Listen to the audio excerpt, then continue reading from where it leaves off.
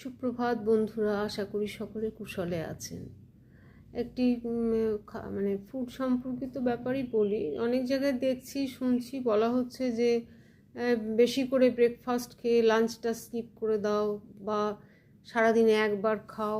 এগুলোতে না খুব একটা কিছু ওয়েট লস হয় না। যারা ওয়েট লস করতে চাইছেন, কার্বোহাইড্রেট কন্ট্রোল, ফ্যাট কন্ট্রোল, এতে উল্টে হয় কি ভীষণ একটা উইকনেস হয় এবং ডিপ্রেশন চলে আসে, কাজ করবার ইচ্ছাটা থাকে না, ভালো লাগে না। তাই আমি দেখেছি যে নিজের ওপর দিয়ে করে দেখেছি, সারাদিন যদি অল্প অল্প অল্প অল্প খাওয়া যায়, পেটটা খুব বেশি ভর্তি না করে